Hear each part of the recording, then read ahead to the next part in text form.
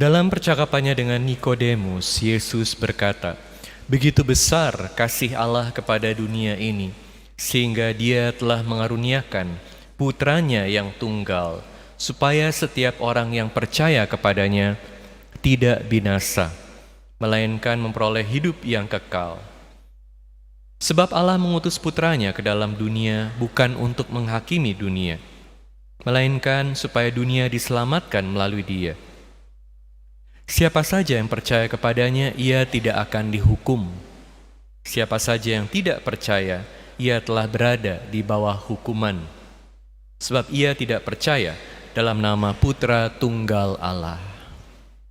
Demikianlah sabda Tuhan. Terpujilah Kristus. Begitu besar kasih Allah kepada dunia ini, sehingga Dia telah mengaruniakan Putranya yang tunggal. Saudara-saudari sekalian terkasih dalam Kristus, hari ini kita merayakan Hari Raya Tritunggal Maha Kudus. Ini adalah ajaran gereja yang sangat penting. Saya mau mengajak Anda untuk mengenal Allah lebih dalam lagi lewat perayaan hari ini. Kita mau merenungkan Allah Tritunggal. Pertama, saya mau mengajak Anda untuk melihat misteri Allah. Kedua, saya mau mengajak Anda untuk melihat Allah dalam sejarah manusia. Dan ketiga, Allah dalam kekekalan. Pertama, kita melihat bagaimana perayaan Tritunggal Maha Kudus adalah sebuah misteri, tapi pesannya sangat penting dari perayaan ini. Apa pesan yang mau disampaikan gereja pada kita semua? Pesannya adalah Allah adalah kasih. Allah adalah kasih. Maka bacaan-bacaan hari ini mengajak kita semua untuk mengingat, merenungkan kasih Allah kepada kita. Allah adalah kasih. Tetapi kita sebagai manusia harus ingat, namanya manusia, akal budinya terbatas, otaknya kecil. Sementara Allah itu begitu luar biasa. Allah adalah Sang Pencipta. Manusia adalah ciptaan. Bagaimana manusia bisa mengerti Allah secara total? Maka kita selalu diingatkan oleh gereja bahwa Allah adalah sebuah misteri. Misteri ini bukan berarti tidak bisa diketahui, bisa, hanya terbatas, tidak bisa diketahui secara total, secara sangat jelas, secara sangat jernih. Kenapa bisa diketahui? Karena ada, Allah itu ada. Tetapi sinarnya Allah itu begitu luar biasa. Mata manusia tidak mampu menangkap secara jelas misteri Allah tersebut. Jadi bagaimana sikap kita di hadapan misteri ini? Kita harus belajar rendah hati. Jangan sok tahu. Apalagi kalau satu misteri yang sangat sulit untuk dimengerti ini lalu dibuat mudah hanya dengan pemikiran-pemikiran sendiri saja. Maka di dalam gereja pun, dalam sejarah gereja terjadi kesalahpahaman. Bagaimana kita harus mengerti Allah Tritunggal? Kalau udah ada Allah Bapa yang Esa, apakah Yesus Kristus ini juga Allah?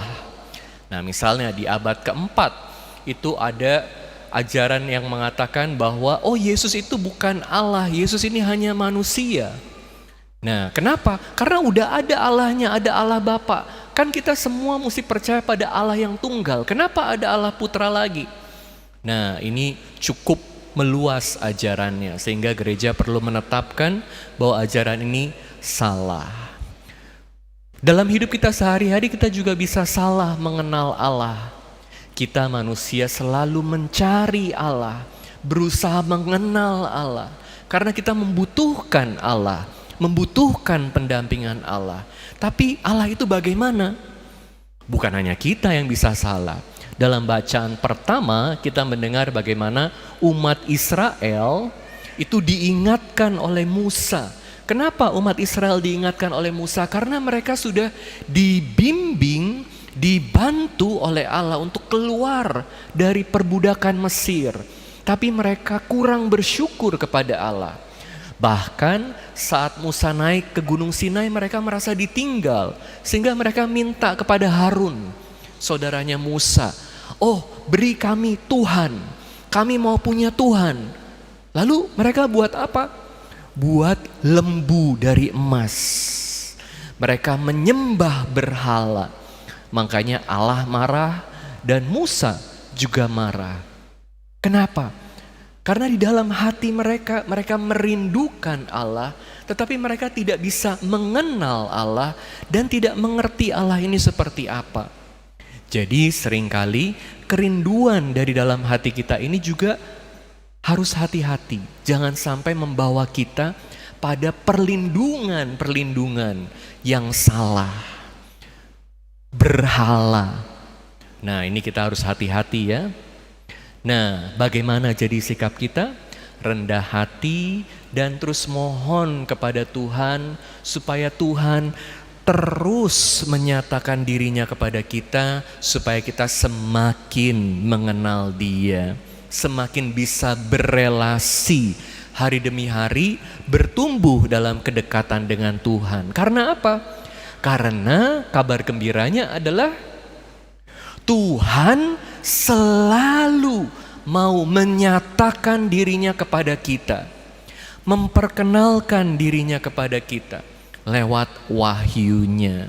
Karena apa? Karena Tuhan mau berelasi dengan kita. Tuhan adalah Tuhan yang penuh cinta. Bahkan Tuhan itu adalah cinta kasih itu sendiri. Jadi kalau kita melihat bacaan-bacaan hari ini, apa yang kita dengar? Bagaimana dalam bacaan pertama dikatakan, kalau Anda tadi dengar baik-baik, dikatakan dalam bacaan pertama, berjalanlah Tuhan lewat di depan Musa. Ini sesudah umat Israel ini membuat lembu emas ya, sesudah menyembah berhala. Apa yang Tuhan lakukan?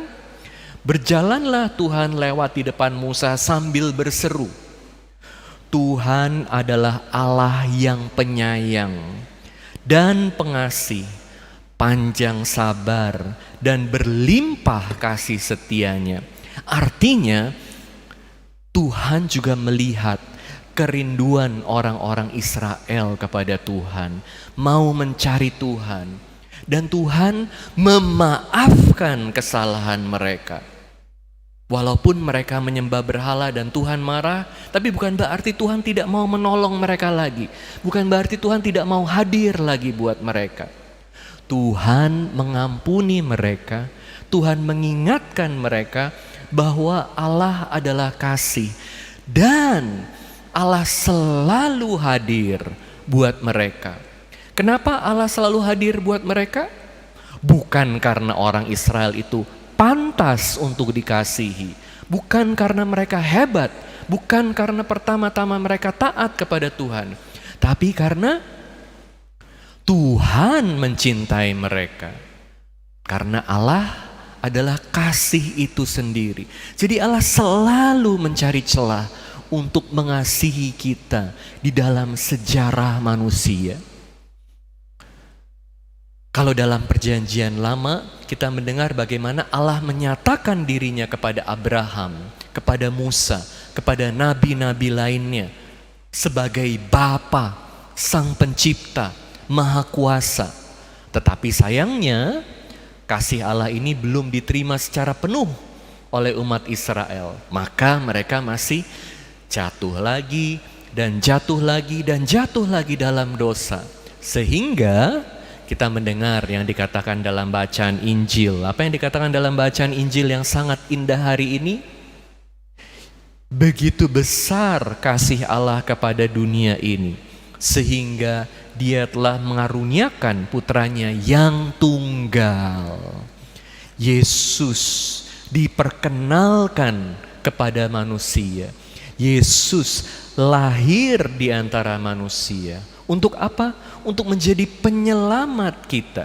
Maka dalam sejarah manusia, Allah yang sudah menyatakan dirinya sebagai Bapa juga kemudian diperkenalkan kepada manusia sebagai Allah Putra.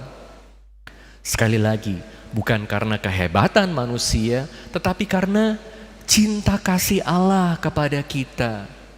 Bukan karena kita pantas. Dan sesudah Yesus, Allah Putra, ada siapa? Allah Roh Kudus yang diberikan kepada para murid, diberikan kepada kita semua. Yang pestanya kita rayakan minggu lalu, Pentakosta. Makanya Anda lihat urutannya ya, dari Paskah, kemudian ada Pentakosta, sekarang kita rayakan Allah Tritunggal. Ini semua adalah perayaan kasih Allah kepada kita karena Allah adalah kasih. Murid-murid yang mengikuti Yesus itu dikuasai oleh ketakutan, dikuasai oleh kekhawatiran. Udah kenal sama Yesus yang melakukan banyak mujizat, tapi kenapa masih dipenuhi dengan kekhawatiran dan ketakutan, keraguan? Kalau Tuhan hanya melihat ketakutan dan kekhawatiran mereka nggak pantas untuk terima Roh Kudus. Tapi karena Tuhan mengasihi mereka, karena Allah adalah kasih, sekali lagi mereka dipenuhi oleh Roh Kudus, hidupnya diubah oleh Roh Kudus. Jadi sekali lagi, perayaan Allah Tritunggal, 3 pribadi, Allah Bapa, Allah Putra, Allah Roh Kudus. Tetapi satu Allah adalah perayaan kasih Allah kepada kita. Jadi di bagian kedua ini saya mengajak Anda untuk melihat bagaimana Allah menyatakan dirinya kepada manusia dalam sejarah manusia, sebagaimana kita manusia mampu dengan akal budi kita yang terbatas untuk mengerti, supaya kita bisa mengenal Allah di dalam kekekalannya. Allah di dalam kekekalannya.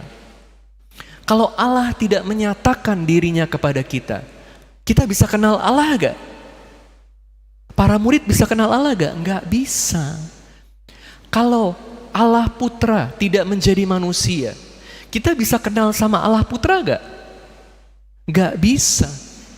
Allah Putra itu sudah ada belum sebelum ada Yesus Kristus? Yesus Kristus yang menjadi manusia. Sebelum inkarnasi, Bapak Ibu, Allah Putra udah ada belum? Sebelum inkarnasi, Allah Putra udah ada belum? Sudah ada. Karena apa? Karena Allah Putra ada dalam kekekalan. Tapi kita kenal Yesus karena Allah Putra menjadi manusia, masuk dalam sejarah manusia. Sehingga kita bisa mengenal Allah Putra. Karena Allah Putra menjadi manusia, sama seperti kita, berbicara dengan kita, hadir di tengah kita, Immanuel. Dan karena Allah menyatakan dirinya kepada kita dalam sejarah manusia, kita mengenal Allah dalam kekekalannya. Ternyata bagaimana Allah dalam kekekalannya? Allah dalam kekekalannya itu ada 3 pribadi, satu Allah. Allah Bapa, Allah Putra, dan Allah Roh Kudus. 3 pribadi ini hidup dalam kasih. Allah Bapa mengasihi Allah Putra, Allah Putra mengasihi Allah Bapa, dan Allah Bapa dan Allah Putra yang saling mengasihi ini, lalu buah kasihnya adalah Roh Kudus. Roh Kudus yang adalah kasih antara Allah Bapa dan Allah Putra. Jadi kita melihat kalau dikatakan bahwa Allah adalah kasih, itu karena 3 pribadi ini saling mengasihi satu dengan yang lain. Dan dengan pernyataan Allah dalam sejarah manusia akan dirinya, kabar gembiranya adalah kita semua diundang untuk masuk menjadi bagian dari lautan kasih Allah tersebut. Anda mau gak menjadi bagian dari lautan kasih Allah ini?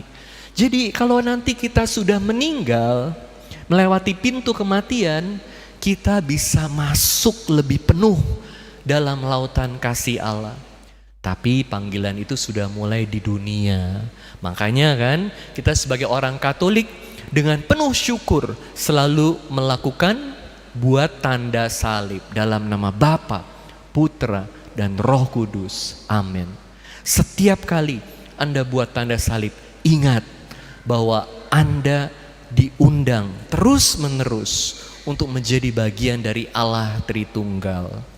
Kemarin saya baru merayakan misa buat seorang ibu yang meninggal umur 83. Kemarin persis anaknya cerita, Romo, hal terakhir yang mama lakukan adalah kasih berkat ke cucu-cucunya dalam nama Bapa dan Putra dan Roh Kudus. Amin.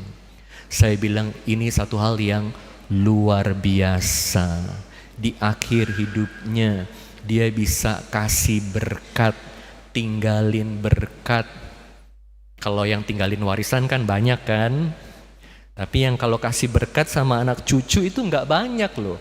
Makanya ingat-ingat nanti kalau ajal datang menjelang ya, salah satu hal yang paling indah yang Anda bisa lakukan adalah kasih berkat sama anak-anak dan cucu. Tapi tentu nggak perlu tunggu sampai nanti saat udah mau meninggal. Tiap hari kasih berkat sama anak, cucu. Saat ketemu jangan hanya kasih angpau, kasih berkat sama anak cucu. Dan untuk itu pertama-tama kita perlu menghidupi berkat Tuhan yang hadir dalam hidup kita lewat Tritunggal Maha Kudus. Saudara-saudari sekalian, perayaan hari ini mengingatkan kita sekali lagi untuk ikut serta dalam lautan kasih Allah. Hidup dengan kasih Allah yang terus memanggil kita semua untuk menjalani hidup lebih baik dengan penuh kasih hari demi hari. Amin.